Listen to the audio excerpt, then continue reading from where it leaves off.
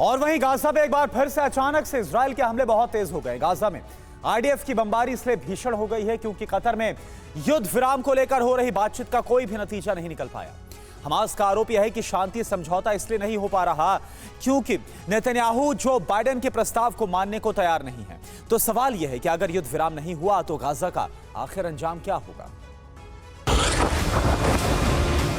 आसमान से बम बरस रहे हैं, नीचे इमारतें मलबा बनती जा रही हैं।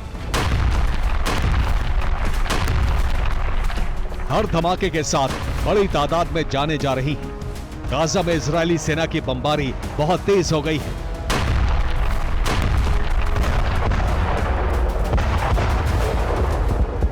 गाजा में इजरायल ये भीषण हमले उस वक्त कर रहा है जब युद्ध विराम को लेकर कतर में इजरायल और हमास के बीच बैठकों और बातचीत का दौर चल रहा है।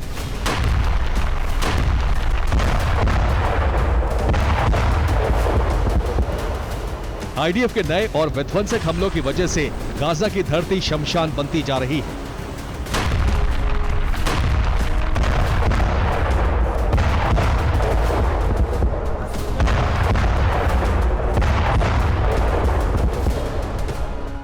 राफा में आईडीएफ के लड़ाकू विमानों ने आधी रात को कई इलाकों में इस तरह से हमले किए। खान यूनुस में भी कई मिसाइलों की बरसात हुई। आईडीएफ के हमले में 3 इमारतें तहस नहस हो गईं। इजरायली सेना ने अल नुसरत रिफ्यूजी कैंप को भी टारगेट किया। हमले में न सिर्फ इमारतें तबाह हो गई बल्कि आधा दर्जन लोग मारे गए। वेस्ट बैंक में लोगों का आरोप है कि वेस्ट बैंक में रह रहे इजरायली लोग उनके घरों को आग के हवाले कर रहे हैं।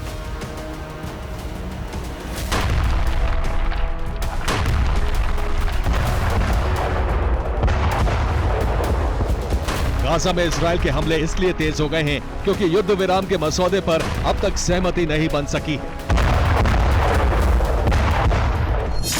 हमास के मुताबिक इजरायल ने जो वादा किया था उससे मुकर रहा है।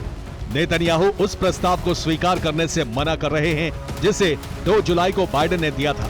इजरायल फिलाडेल्फिया और नेतजारिम कॉरिडोर को छोड़ने के लिए तैयार नहीं है।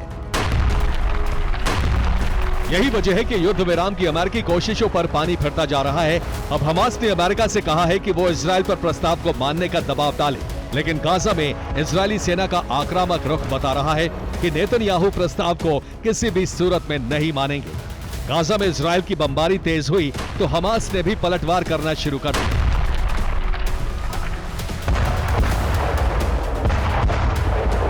हमास ने लड़ाकों से ड्रोन से उस इमारत को उड़ा दिया जिसमें आईडीएफ के सैनिक मौजूद थे। इतना ही नहीं, हमास ने इजरायली सेना के एक टैंक की भी कब्र खोद दी। बिस्मिल्लाह।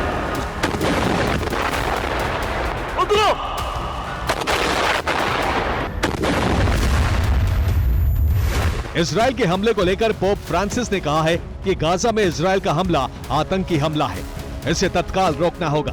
लेकिन नेतन्याहू और उनकी सेना को ऐसे विरोध से कोई असर नहीं पड़ रहा है। गाजा में इजरायल का ऑपरेशन हर बीतते दिन के साथ विध्वंसक होता जा रहा है। Bureau report, TV9 Bharatvarsh.